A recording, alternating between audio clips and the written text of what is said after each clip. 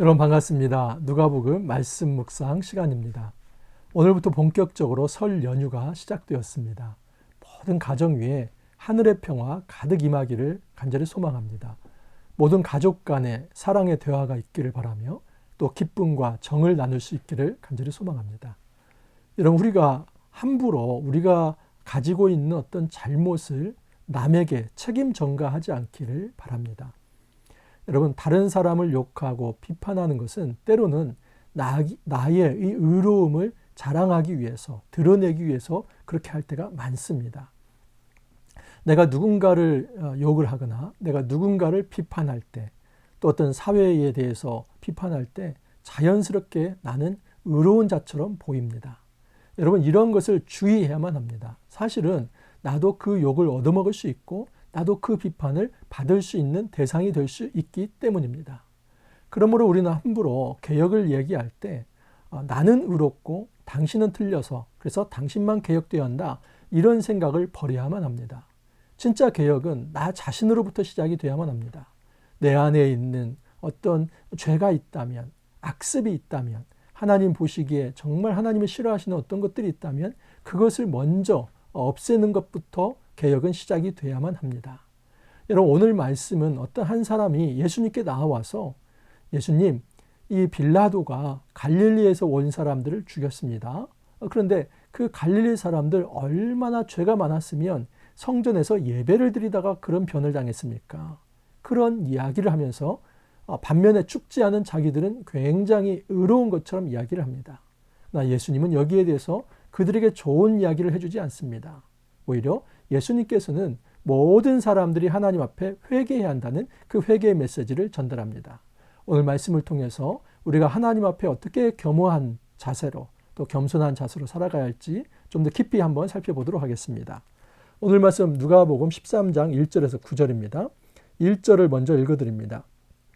그때 마침 두어 사람이 와서 빌라도가 어떤 갈릴리 사람들의 피를 그들의 제물에 섞은 일로 예수께 아뢰되. 여러분, 그들이 예수님께 아뢰입니다. 예수님, 지금 이 갈릴리에서부터 온 어떤 사람들이 지금 성전에서 제사를 드리다가 빌라도에 의해서 죽었습니다. 그 당시 빌라도는 총독입니다. 이 로마의 총독은 이런 권한이 있었습니다. 이들이 어떤 이유에 죽었는지 성경은 그것이 자세히 기록되어 있지 않습니다. 다만 이것을 고발하는 자들은 무엇이냐면 그들의 죽음을 죄와 연결시키고 싶었던 것입니다. 그들이 얼마나 죄가 많았다면 하나님의 저주를 받은 것입니까? 그렇게 얘기하고 싶었습니다. 근데 예수님의 생각은 다릅니다. 2절에 대답하여 이르시되 너희는 이 갈릴리 사람들이 이같이 해받음으로 다른 모든 갈릴리 사람보다 죄가 더 있는 줄 아느냐? 너희에게 이르노니 아니라 너희도 만일 회개하지 아니하면 다 이와 같이 망하리라. 우선 예수님께서 말씀하시는 건 뭐냐면 이 죽임을 당한 갈릴리 사람들이 죽임당하지 않은 다른 갈릴리 사람보다 더 죄가 많은 것은 아니다, 이것을 분명히 합니다. 그러니까 고발하는 자는 이들의 죽음을 죄와 연결시키려고 하지만 예수님은 그것을 굳이 죄와 연결시키지 않습니다. 그래서 예수님께서는 이 화제를 돌립니다. 모든 사람들도 만약에 회개하지 않는다면 이처럼 비참하게 최후를 맞을 것이다, 그 얘기를 하십니다. 그 이야기는 지금 이 갈릴리 사람들이 죄 때문에 죽었다, 그것을 말하려고 하는 것이 아닙니다. 중요한 것은 지금 너의 눈에 있는 그 들보나 볼 수 있어야 한다. 다른 사람을 비판하기 전에 내가 얼마나 죄가 있는지 그것부터 한번 살펴봐라, 그 말씀을 하는 것입니다.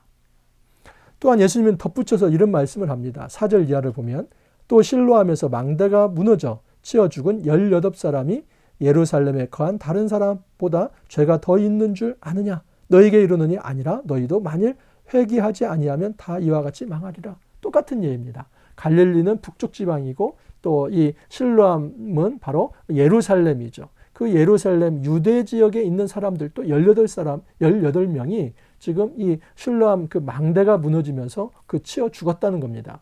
위의 것은 어떻게 보면 정치적, 사회적 압박에 의해서 죽은 것이고 지금 뒷부분에 실로암 망대에 치여 죽은 것은 자연재해에 의해서 죽은 것입니다.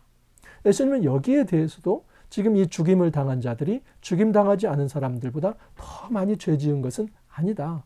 누구든지 만약에 회개하지 않는다면 다 이처럼 비참한 최후를 당할 것이다. 그 말씀을 하는 겁니다. 우리는 함부로 이 재앙이라고 하는 것, 그것은 죄를 지은 사람에게만 임한다라고 생각을 합니다. 그러나 제가 구약 성경을 들어서 한번 반증을 한번 보여드리겠습니다. 사무엘하 24장 15절에 이런 말씀이 있습니다. 이에 여호와께서 그 아침부터 정하신 때까지 전염병을 이스라엘에게 내리시니 단에서부터 브엘세바까지 백성의 죽은 자가 7만 명이라. 여러분, 단에서부터 브엘세바, 이 말은 쉽게 말한다면 이 부산어부터 신우주까지 그런 얘기나 마찬가지입니다. 지금 이 이스라엘 가장 남쪽부터 이 북쪽까지 모든 사람들, 이 죽은 숫자가 7만 명이라고 합니다. 근데 여러분, 왜 죽은지 아십니까? 이것은 다윗이 인구조사를 했기 때문입니다. 인구조사는 하나님을 의지하지 않고 자기의 힘을 의지하는 상징입니다. 군사가 얼마인지, 또 군병이 얼마인지, 그의 어떤 국방력이 얼마나 튼튼한지 그거 한번 조사해 보려고 한 겁니다. 주님께서 말씀하시는 것은 무엇이냐면, 지금 이 다윗의 이 인구조사로 인해서 지금 남쪽부터 북쪽까지 7만 명이 죽었다라고 이야기를 합니다. 여러분, 이 전염병이 그냥 순식간에 퍼져서 사람들이 죽게 된 것입니다. 이 전염병을 하나님께서 막으시지 않는다면 끝나지 않았습니다. 여러분, 이 전염병에 죽은 사람들이 다 다윗의 죄를 지은 것입니까? 다 다윗과 같은 그런 어떤 교만의 죄를 지은 것입니까? 그들이 다 지금 하나님께 불순종한 것입니까? 역으로 말하면, 그러면 지금 죽지 않은 사람들은 그런 죄가 없는 것입니까? 그렇지 않습니다. 이 전염병은 지금 그 속에서 의인이든 악인이든 다 휩쓸어 갔던 것입니다. 그러므로 이 전염병에 의해서 죽었다는 것 자체가 하나님의 심판을 받은 거라고 말할 수 없는 것입니다. 우리가 너무 쉽게 우리는 자연재해나 또는 사회적, 정치적 압박을 가지고 그런 어떤 피해를 본 사람들을 하나님께 저주받았다고 그렇게 생각을 합니다. 그러나 예수님께서 말씀하시는 건 뭐냐면, 그런 이제 죽음을 당한 자나 지금 살아있는 자나 매 한 가지로 다 죄인이라는 것입니다. 여러분, 2011년 후쿠시마 원전 사고를 잘 알 것입니다. 굉장히 큰 사고였습니다. 여러분, 이 원전으로 인해서 엄청난 피해를 이 일본이 입지 않았습니까? 이것을 놓고 많은 사람들이 이렇게 생각했습니다. 일본 굉장히 죄가 많기 때문에 하나님께서 징벌을 내리신 거다. 여러분, 그 하나님의 주권과 하나님의 뜻에 대해서는 누구도 알 수 없습니다. 그러니까 그것이 어떠한 것인지는 우리가 말할 수 없습니다. 그런데 중요한 사실은 뭐냐면, 그 일본을 탓하는 그 사람들은 정작 자기는 의롭다고 생각하는 것입니다. 우리가 그렇게 의로운 사람들입니까? 다른 사람들의 그 죽음에 애도하지 못할 만큼 그렇게 우리가 의로운 사람들입니까? 지금 코로나가 돌고 있습니다. 확진자들도 있습니다. 심한 사람들, 그 확진된 사람을 죄가 있기 때문에 확진되었다라고 생각합니다. 여러분, 너무나 무서운 생각입니다. 그런 생각 하시면 안 됩니다. 이 전염병이라고 하는 것은 예수를 믿든 믿지 않든 퍼지는 것입니다. 하나님께서 어떤 주권과 뜻을 가지고 있는지 모릅니다. 근데 중요한 사실은 공동체가 하나님 앞에서 회개하지 않을 때에 그 사회에 하나님께서 재앙을 내릴 수 있다는 사실이고, 그 재앙에 때로는 의인도 희생을 당할 수 있다는 겁니다. 그러나 의인이 희생당했다고 해서 그 사람을 하나님이 저주한 것은 아닙니다. 그러므로 우리가 어떤 육체적인 피해를 당하는 것, 그것을 곧 하나님의 저주로 연결시키는 것은 매우 잘못되었다라고 말할 수 있습니다. 이것은 잘못된 신학입니다. 정말 생각해야 할 것은 뭐냐면, 내가 다른 사람의 죄를 탓하기 전에, 다른 사람의 잘못과 그들의 어떤 넘어짐을 탓하기 전에 내가 하나님 앞에서 회개하고 있는가? 나는 하나님 앞에서 겸손한 존재인가? 나는 하나님 앞에서 무릎 꿇는 존재인가? 그것을 먼저 살펴볼 수 있어야 한다 하는 사실입니다. 예수님께서 이제 또 비유로 말씀하십니다. 한 사람이 포도원에 무화과 나무를 심은 것이 있더니 와서 그 열매를 구하였으나 얻지 못한지라. 포도원 지기에게 이르되 내가 3년을 와서 이 무화과 나무에서 열매를 구하되 얻지 못하니 찍어버리라. 어찌 땅만 버리게 하겠느냐.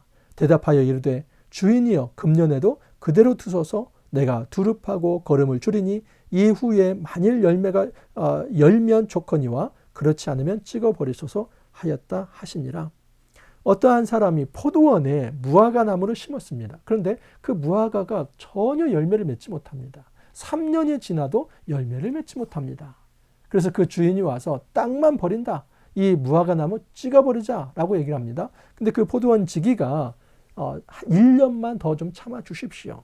제가 1년 동안 두릅하고 거름을 주겠습니다. 만약에 그 후에도 열매가 없다면 찍으셔도 괜찮습니다.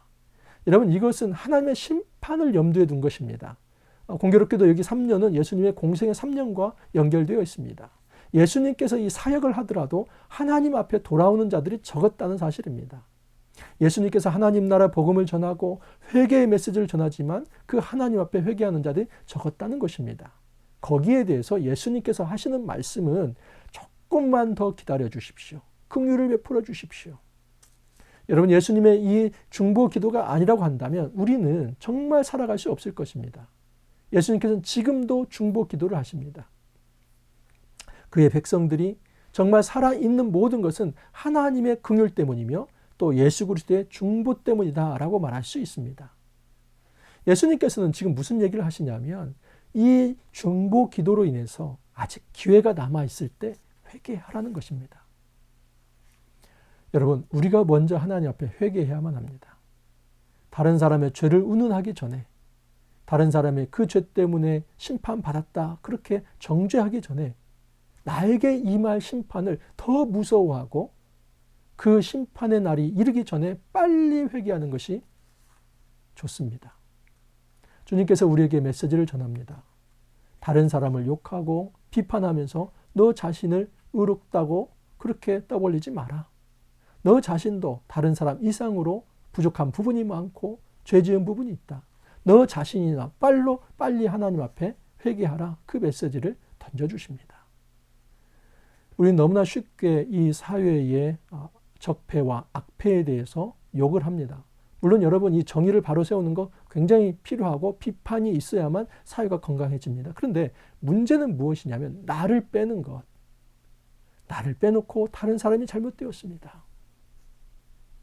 저는 이거 잘못되었다고 생각합니다.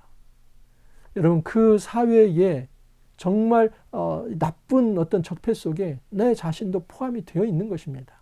나의 악습도 포함이 되어 있는 것입니다. 하나님 만약에 이 땅에 지금 전 세계 코로나로 징계하신다면 다른 사람의 죄뿐만 아니라 나의 죄도 포함이 되어 있는 것입니다. 그러므로 어떤 사람이 확진이 얻어서 하나님의 저주를 받고 그 사람은 죄가 있다, 이걸 이야기하기 전에 먼저 내가 하나님 앞에 바로 서지 못했기 때문에 이런 일이 있구나 하는 것을 먼저 생각해 볼 수 있어야만 합니다. 회개는 다른 사람으로부터 시작되는 것이 아니라 나로부터 시작됩니다. 개혁은 다른 사람으로부터 시작되는 것이 아니라 나로부터 시작됩니다. 여러분, 이 명절에 하나님께서 또 어미한 말씀을 주십니다.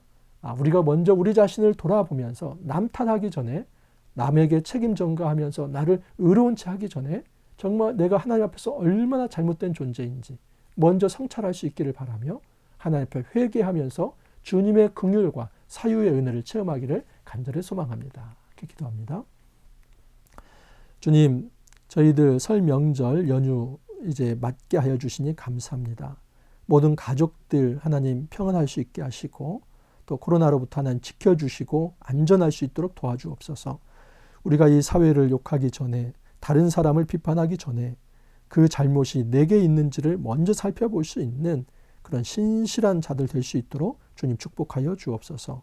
이 명절 기간 하늘의 은혜 충만히 받을 수 있도록 도와주시며 가족 간의 정을 나누게 하시며 하늘의 사랑을 확인하며 천국의 맛을 느끼는 그런 귀한 시간 되도록 주님 축복하여 주옵소서. 감사하고 예수님 이름으로 기도하옵나이다. 아멘. 여러분, 모처럼 좀 편히 잘 쉴 수 있는 시간 되기를 바랍니다. 잘 재충전하시길 바라고, 내일은 설날입니다. 설날 아침 가족별로 예배하는 거 좋습니다.